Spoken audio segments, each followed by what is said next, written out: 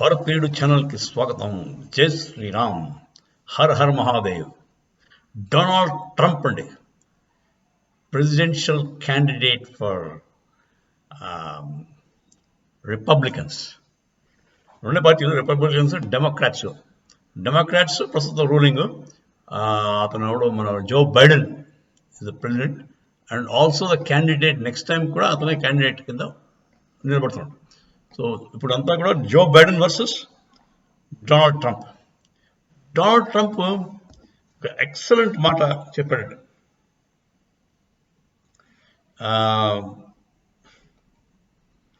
అతను ఏమన్నాడంటే, ఇంకా అతను పదవి స్వీకారం చేసే లోపే ఏం చేస్తాడో చెప్పాడు, వినండి కొంచెం. Shortly after we win the presidency, I will have the horrible war between Russia and Ukraine settled. I'll get it done fast. I know I'm going. And we will restore on this planet peace through earth. I am the only candidate who can make this promise to you. I will prevent World War III, and we're very close to World War III. మీకు వాడు చెప్పింది అర్థమైంది కదండి.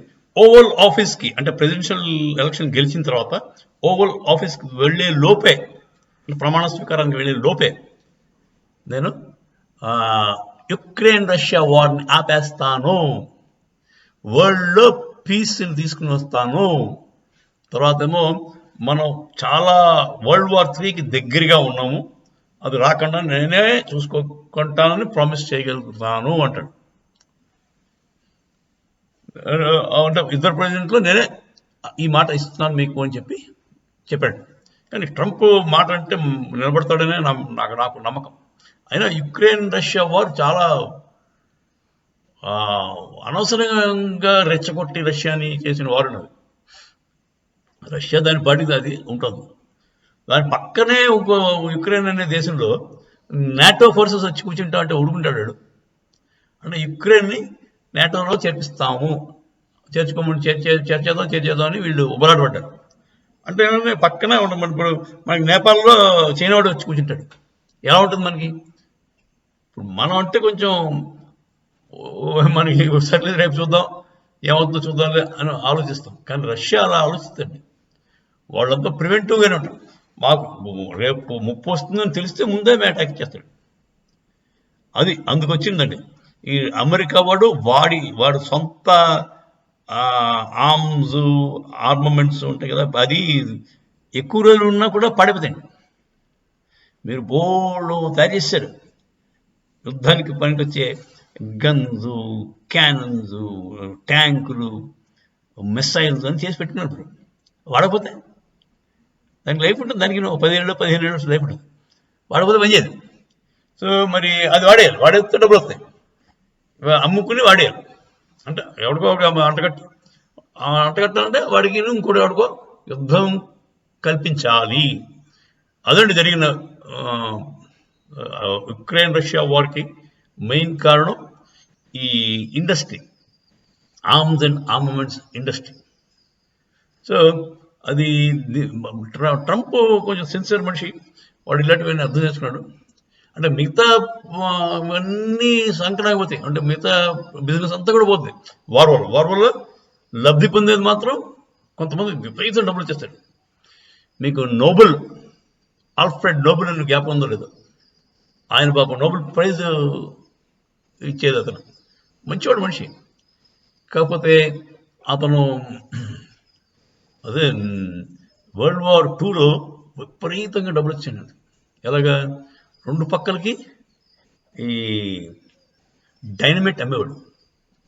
Dynamite అనేది ఆయనే కనిపెట్టాడు, పేలుడు పదార్థం అది అలైడ్ ఫోర్సెస్కి అమ్మేవాడు, అటు జర్మనీకి అమ్మేవాడు. దాంతో విపరీతం వచ్చే డబ్బులు అండి. ఆ డబ్బులు అది రక్తపు డబ్బులు కదా అని చెప్పి ఆయన సుఖపడలేదు. చెప్పాడు, చాలా బాధపడ్డాడు. తర్వాత ఈ నోబెల్ ప్రైజ్ నిర్మించాడు. నోబెల్ ప్రైజులు పెట్టి అందరికీ ఇస్తున్నాడు. మీకు అది తెలిసిన విషయం. అదండి, ఒక వార్ కానీ వస్తే ఇలాంటి వాళ్ళు బాగా బాగుపడతారు. ఎవళ్ళు మిసైల్స్ తయారు చేసేవాళ్ళు, బాంబులు తయారు చేసేవాళ్ళు, అంటే అటాక్ ఎయిర్ క్రాఫ్ట్స్ తయారు చేసేవాళ్ళు వాళ్ళందరూ కూడా బాగుపడతారు. కానీ మిగతా వాళ్ళందరూ నాశనం అయిపోతారు. సామాన్య ప్రజానీకం నాశనం అయిపోతుంది. అది. సో డొనాల్డ్ ట్రంప్ వస్తూనే ఈ పని చేస్తానని చెప్పి వాగ్దానం చేశాడు. ఐ లైక్ ఇట్, చాలా బాగుంది. ఈ డెమోక్రాట్స్ వేస్ట్ అండి. డెమోక్రాట్స్ వీళ్ళంతా కూడా వాళ్ళ భావజాలం మంచిది కాదు. ఎంతసేపు వాడికి వీడికి చిచ్చిపెట్టి అమెరికా సుపీరియర్ పెంచుకుందాం అని చూస్తారు. ఇప్పుడు ఇంకోటి, మన ప్రస్తుతం అక్కడ పరిస్థితి ఎలా ఉందంటే అమెరికాలో క్రైమ్ రేట్ ఎక్కువైపోయింది. క్రైమ్ బాగా ఎక్కువైపోయింది.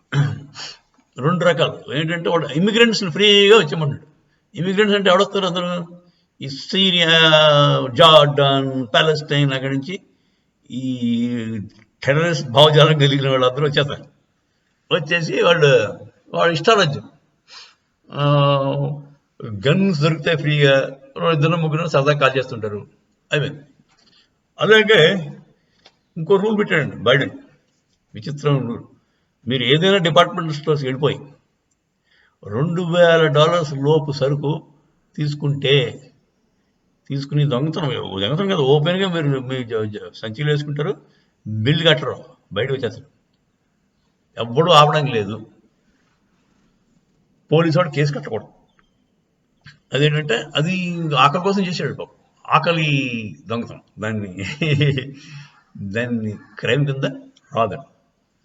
సో ఇలాంటి పిచ్చి పిచ్చి రూల్స్ పెట్టి కొన్ని స్టోర్స్ మూతపడిపోయాడు వీటి వల్ల. 100 మంది 200 మంది వెళ్ళిపోతారు. మోస్ట్లీ పాపం ఈ నిగ్రో జాతికి తిన్న వాళ్ళు వాళ్ళకి పనులు లేక వాళ్ళ బాధ వాళ్ళకుంది. కాకపోతే ఇది ఓపెన్గా క్రైమ్ని ఎంకరేజ్ చేయకూడదు కదా. లూటీని ఎంకరేజ్ చేస్తే ఏముంది, పాపం వీడు బిజినెస్ పోతుంది. వీడేమైపోతాడు, మరి వీడు రోడ్డు మీద పడిపోతాడు. సో ప్రస్తుతం అలాంటి పిచ్చి పిచ్చి లాజుని బైడెన్ పెట్టాడు. తర్వాత మనుషులకి ఇది లేదు, రక్షణ లేదు. మీరు రోడ్డు మీద ఎత్తారు. మీ ఈ మధ్యకాలం మన ఇండియన్ చచ్చిపోయారు. ఎందుకు చచ్చిపోయారు, అది చచ్చిపోయారు, అడుగు తెలియదు. రోడ్డు మీద బయటికి వెళ్తే ఆ తర్వాత మన తిరిగి వస్తారని నమ్మకం ఉండదండి. అది పరిస్థితి అమెరికాలో. వాషింగ్టన్ DC క్యాపిటల్లో ఇలా పాపం నలుగురు నడుస్తుంటే ముగ్గురిని ఎవడో కాల్ చేశాడు. ఎందుకు కాల్ చేయడో తెలియదు. వాడి దగ్గర గన్ను ఉంది, సరదాగా ట్రైల్ వేస్తున్నాడు అంతే. ఇలాంటివన్నీ కూడా నేను అరికడతాను అని చెప్పి ట్రంప్ వాగ్దానం చేశాడు. చాలా మంది అండి. ట్రంప్ అసలు నన్ను అడిగితే is any day better than Biden. అంత అవుట్ స్పోకెన్గా చెప్తున్నాడంటే నమ్మొచ్చని నాకు అనిపిస్తుంది. మీరంతా ఏమంటారు? కామెంట్స్లో చెప్పండి. తర్వాత ఈ మన మోదీ గారు ఇక్కడ అక్కడ ట్రంప్ వచ్చాడు అనుకోండి, ఇద్దరు మంచి దోస్తులు, జిగిరి దోస్తులు. సో ప్రపంచం మారుతుంది. మోదీ గారి ఐడియాస్ చాలా బాగుంటాయి. ట్రంప్ దూకుడుతో పనిచేస్తాడు. సో మోదీ గారు వాడు కలిపితే మన World War III ఆపే సత్తా ఈ లీడర్స్కే ఉందండి నా అంచనా. సో అన్ని ఇండియాకి, అమెరికాకి, ప్రపంచానికి మంచి జరుగుతుందని ఆశిద్దామండి. జై శ్రీరామ్, హర హర మహాదేవ్.